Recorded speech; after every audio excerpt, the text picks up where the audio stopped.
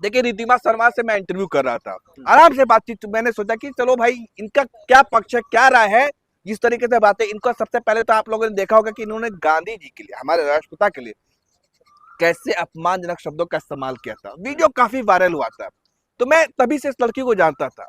और दूसरी चीज ये है कि ये खुद ओमान से काम करके आई थी, और फिर यहाँ करके एक मुस्लिम कंट्री से आई थी, वो काम करके वहां रहती थी। क्या हुआ इनके साथ में, ऐसा क्या किया वहां पर लोगों ने कि ये आकर के यहाँ पर जो है नफरत का व्यापार करने लगी। अब वो अच्छा खासा उनका बंद कमरे में धंधा चल रहा था, मतलब जो नफरत फैलाने का धंधा चल रहा था, अच्छा खासा बंद कमरे में चल रहा था। लेकिन उनको शौक हुआ कि हमारे देश के जो मैंने इतना नफरत फैलाया है, जो लोग वीडियो देखते हैं तो लोग उनकी तारीफ करेंगे। वो आ गई जंतर मंतर गलती से, लेकिन जो हाल हुआ उनका, कि आपने देखा कि किस तरीके से लोग उनको धुतकार रहे थे। आप लोग भी तो बदतमीजी कर रहे थे, आप नफरत सोचिए, फैलाने के अलावा क्या क्या करते हैं, ये कोई सवाल है? मैंने उनसे पूछा कि आपको नौकरी मिली, मैंने उनसे पूछा कि अच्छा भाई पेपर लीक हुआ, तो कहती है पेपर लीक हुआ। तो देखा इसके लिए कौन सरकार है, आप मांगेंगे शिक्षा मंत्री से इस्तीफा, तो वो कहते हैं उमर खालिद। हमने कहा भाई उमर खालिद कहाँ से आ गया, तो उमर खालिद के साथ फोटो है उसका, जो कांग्रेस पार्टी वो उनके प्रवक्ता का। तो हमने कहा फिर तो मोदी जी की भी तस्वीर है आसाराम बापू के साथ में, तो क्या किया जाए, आसाराम बापू एक बलात्कारी है, मोदी जी की तस्वीर है, तो फिर क्या किया जाए। अब मोदी जी की तस्वीर जो प्रज्वल रेवन्ना के साथ है, मोदी जी वोट मांग रहे थे, अब वो मास रेपिस्ट है, फिर क्या किया जाए उसके साथ में। भाई तस्वीर किसी के साथ होना, मतलब मेरी तस्वीर अगर रिद्धिमा के साथ हो गया तो मैं नफरती थोड़ी हो गया, नफरत फैलाना उनका काम है। तो मैंने फिर उनसे पूछा कि अच्छा आप ये बताओ कि आप कौन सा काम करती हो, आपको नौकरी नहीं मिली, तो बोली मेरा अपना बिजनेस है, बढ़िया बिजनेस है मेरा, मैं इंटीरियर डिजाइनर हूँ। तब मैंने उनसे पूछा कि अच्छा नफरत लाने के अलावा और क्या क्या करती हो, फिर उसके बाद आप समझ ही रहे हो कि भड़क रही है, क्योंकि वो इस तरीके से बदतमीजी कर रही थी। पहले ही 9 से 10 मिनट का मेरा इंटरव्यू है, अब उसमें कितना भड़की है। और यहाँ पर मैं तारीफ करता हूँ इस देश के बहुसंख्यक आबादी को, हिंदुओं को मैं सलाम करता हूँ कि इतना नफरत फैलाने के बाद भी, इतना जहर बोने के बाद भी, आज भी इस देश का जो युवा है, जो वहां जंतर मंतर आया था, उसने मुंह पर कहा रिद्धिमा शर्मा के, नफरती रिद्धिमा शर्मा के, मेरे इंटरव्यू में है, ये इनका घर चलता है हिंदू मुसलमान से, हम लोग साल भर जी तोड़ मेहनत करते हैं और पेपर लीक हो जाता है, और ये यहाँ आई है हिंदू मुसलमान करने के लिए, नफरत फैलाने के लिए। पेपर लीक पर एक शब्द नहीं बोल सकती है। आप समझ सकते हैं कि उनको करारा तमाचा जड़ा था, मुंह तोड़ जवाब दिया था। लेकिन सवाल हमारे साथ बदतमीजी किया गया जंतर मंतर पर, हमारे साथ जो है हमारा जवाब नहीं सुनना चाह रहा था कुछ लोग। तो वो आई क्यों थी, छात्रों का प्रदर्शन था, प्रोटेस्ट था, वही सबसे बड़ी देशभक्त है इस देश में, बाकी सब एंटी नेशनल है। फासिज्म, आपने अगर पढ़ा होगा फासिस्ट की इतिहास, कि कैसे फासिस्ट लोग इस देश में एक भौकाल दिखाते हैं, एक डर दिखाते हैं कि भाई साहब ये तमाम लोग जो है, मतलब ये लोग जो है देश के गद्दार है, देशद्रोही है, सबसे बढ़कर देशभक्त वही है। तो वो आई क्यों थी, ये सबसे बड़ा स्टेप बाय स्टेप समझने का प्रयास करना होगा।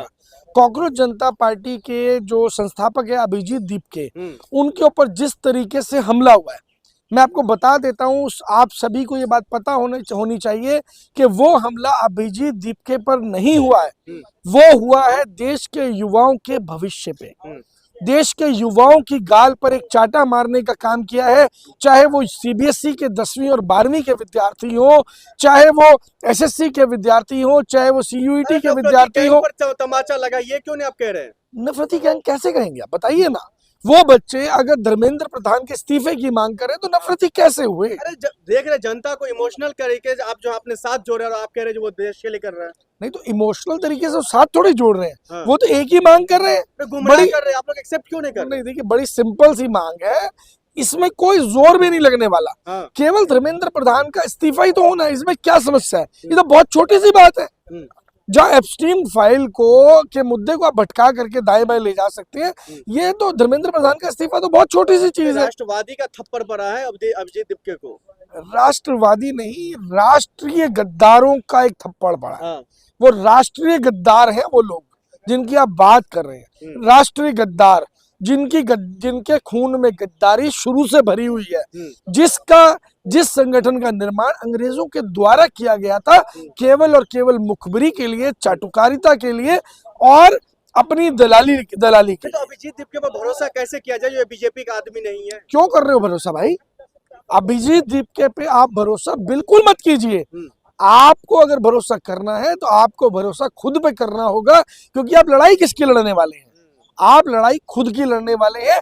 आपके पेपर लीक हो रहे हैं, आपके पेपर लीक हो रहे हैं, आपके पेपर्स की मार्किंग गलत हो रही है, आपके भविष्य से खिलवाड़ हो रहा है, आपको बेरोजगार रखने का षड्यंत्र रचा जा रहा है, आपसे, आपकी जेब से, आपके पेरेंट्स की जेब से फीस ली जा रही है। जनता तो खुश है बीजेपी से। जनता, मैं बताता हूँ कैसे खुश है। हाँ, अभी 22 तारीख को एग्जाम होने वाला है नीट का। हाँ। योगी जी ने कहा आधा किराया लगेगा स्टूडेंट्स का। बिल्कुल।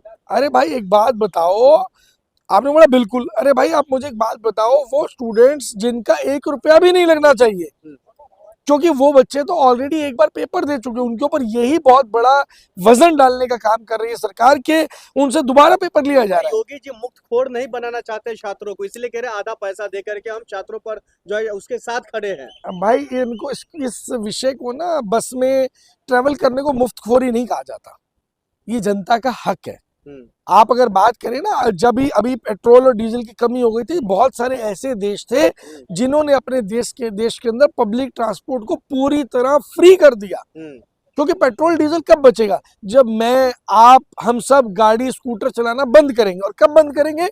जब पब्लिक ट्रांसपोर्ट अगर फ्री में हमें अवेलेबल होगा, हर जगह की सुविधा अवेलेबल होगी, पूरी फैसिलिटी के साथ अवेलेबल होगा, तो हम छोड़ देंगे।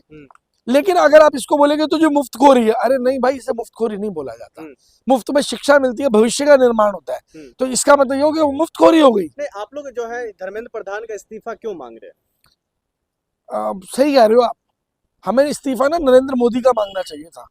असली में मुसीबतों की जड़ जो है ना, वो नरेंद्र मोदी है। चाहे किसानों की मुसीबत हो, चाहे शिक्षकों की मुसीबत हो, चाहे स्टूडेंट्स की बेरोजगारी हो, 2 करोड़ रोजगार ना दिया हो, और तमाम ऐसी समस्याएं जो हैं, जिससे चाहे रशियन ऑयल सस्ता खरीद करके और हमें महंगा मिल रहा हो, चाहे 150 रुपए बैरल वाला जो क्रूड ऑयल था, अगर 50 रुपए बैरल में मिलके हमें तेल वो 150 के हिसाब से मिल रहा हो, तो असली समस्याओं की जड़ कौन है?